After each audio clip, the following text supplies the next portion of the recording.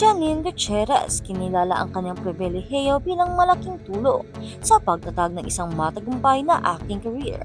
Kung bago ka lang sa channel na ito, huwag kalimutang mag-like, share, comment, and subscribe.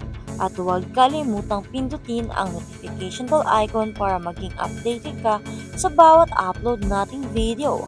Ang pagiging anak ni Lotlot de Leon at Monching Gutierrez ay tsaktong may kaunting perks. Kinilala ni Janine Gutierrez ang kanyang pribilehiyo bilang isang celeb daughter. Ito ay hindi pangkaraniwan para sa mga celebrity na bata na sundin ang yapak ng kanilang mga magulang. Pagkatapos ng lahat, ang pagiging nasa spotlight ay isang bagay na dumating na natural sa kanila. Ganito ang nangyari kay Janine Gutierrez na nagmula sa pamilya ng mga kilalang aktor at artista tulad ng kanyang mga magulang na sina Lotlot de Leon at Monching Gutierrez, gayon din ang kanyang lolas na sina Pileta Corrales at Nora Honor. Ang pagiging artista daughter ay siguradong double-edged sword, pero ayon sa actress, hindi niya maikakaila na isa ito sa mga salik na tumulong sa kanyang pagtatatag ng matagumpay na karera. I have to admit, talagang sobrang privilege kong bilang anak ng artista kasi bata pa lang ako tinatanong na ako, kailan ka mag-aartista? Hindi tinatanong kung gusto mo ba. Ang tinatanong is kailan kasi expected na. She shares in a recent vlog with Karen Davila. Talagang may advantage. I tried na lang talagang bawiin na maging deserving ako na talagang manatili. Si Janine Gutierrez kasama ang kanyang asong si Ponchi. Ngayon pa man, ang paglaki sa spotlight ay may mga kahihinatan. Sa katunayan, inamin ng actress na mahirap ipusiso ang paghiwalay ng kanyang mga magulang dahil masyado itong isinapubliko nang siya ay 12 taong gulang pa lamang. It was hard kasi yun pa yung kasagsagan ng The Bust, yung mga Sunday shows so everybody knew what was going on.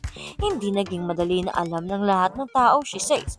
Marami akong nakitang mga balita na hindi naman totoo. May panahon na minsan mayroon ng TV van sa labas ng bahay. Hoping to get an interview sa parents ko. Yun yung naging mahirap talaga about their separation. Aside from yung talagang naghiwalay sila. Bagamat talagang may pribilehiyo si Janine na ipinanganak na isang showbiz family, ang kanyang hindi natinag na talento ay patunay na siya ay meant to stay. Pumunta ka, babae. At sa kabilang banda, Bea Alonzo hinahanap sa Showtime, absent sa promotion ni Carla. Marami sa mga netizens ang nagtataka kung bawal raw ba ang kapuso star na si Bea Alonzo na umapak sa noontime program na Showtime.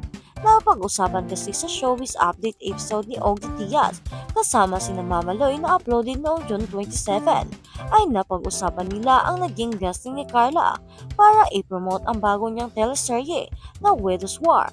Kasama ni Carla sa naturang teleserye si Bea, kaya marami raw ang nagtataka kung bakit hindi kasama sa pagpopromote ng teleserye ang actress. Ang dami kong nabasa. Kasi nag-guest si Carla Abellana sa Showtime para i-promote yung Widow's War nila ni Bea Alonzo, panimula pa ni Ogie. Tanong raw ng Madam People, bawal raw ba ang actress sa Showtime?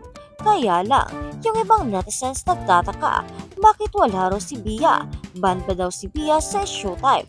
O hindi ba pwedeng mag-guest si Bea sa anumang show ng ABS-CBN? Syempre, hindi naman natin alam ang sagot dyan, diba? Say pa ni Ogie.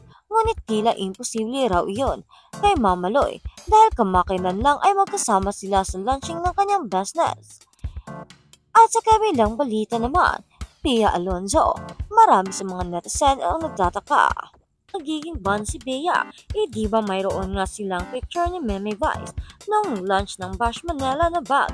Sa ad nito, good sila ni Meme. Kaya lang, itong guesting sa Showtime hinahanap nga si Bea. Syempre, hindi naman natin alam, baka hindi pwede si Bea. Baka may ibang natangong commitment. Sabi naman ni Ogie, o baka raw nasa ibang bansa pa ang actress, kaya hindi ito nakasama sa pagpopromote ng teleserye. Matatanda ang napamamalita kamakailan na nakita kay Bea na may kasamang lalaki sa airport at hinihila nang ito ay kanyang bagong jowa. At sa kabilang balita naman, Bea Alonzo may patong-patong na kaso nga ba matapos idemanda ng dating driver. Isa sa mga araw na ito, nakatakdang dumalo ang actress na si Bea Alonzo Sa hearing ng kasong isinampa ng dati niyang driver na si Efren Torres de los Reyes sa Department of Labor Unemployment or DOLE, ito ay binalita ni Nanay Kirsty Fermin sa programang Kirsty Ferminet sa Radyo 592.3 True FM habang hawak-hawak niya ang dokumentong naglalaman ng mga reklamo ng driver. Sabi naman ni Nanay Kirsty, nagkaso po si Efren Torres de los Reyes Jr. sa NLRC Department of Labor Employment. Bibigyan po sila ng pagkakataong makapag-usap at magkita sa gitna dahil napakarami pong reklamong isinumiti nitong si Efren Torres. Binasa ng CFM host ang mga reklamo ni Efren sa dating among si Bia ay ang night shift differential pay, overtime pay, holiday pay, 13-month pay, illegal dismissal, maltreatment, harassment, payment of separation pay. Ang dami nilang napag-usapan, ang dami nilang dapat ayusin dito. Isa po ito sa dahilan kung bakit tayo kinasuhan ni Bia. Kailangan kumelos si Bia tungkol dito dahil isa pala itong mga balitan namin ay marami pang susunod.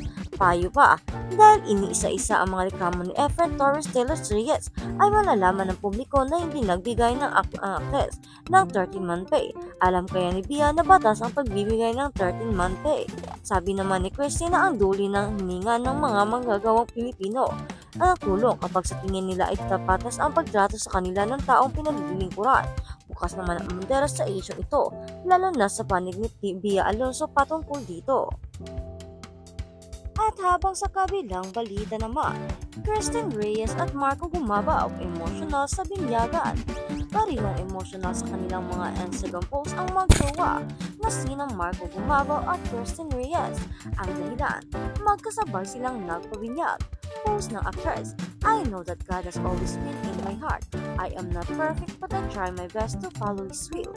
I feel like now is the right time to share this belief with everyone.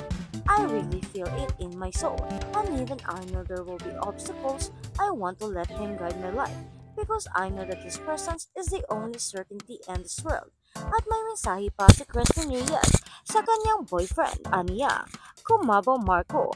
Your consistent love and constant support in good times and bad bring me happiness. I hope that God's care and directions will accompany you, always as you chase after your goals and ambitions. Your compassionate nature deserves fulfillment, and I am confident that your greatest wishes will be granted with God's favor. Amara and I are rooting for you. I love you. Ipinagsigawan din ni Marco ang pagmamahal niya kay Kirsten Reyes sa naging reply nito sa kanyang post. Sabi ni Marco, My lovey, mahal na mahal kita. Nasabi rin ni Marco na mahigit 20 years na raw siyang Christian at ikalawang baptism na niya, pero sa pagkakataong ito, magkasabay na silang dalawa ni Christine sa nagpabaptize at bilang member ng Favor Church Manila. Sabi pa rin ni Marco kay Christine,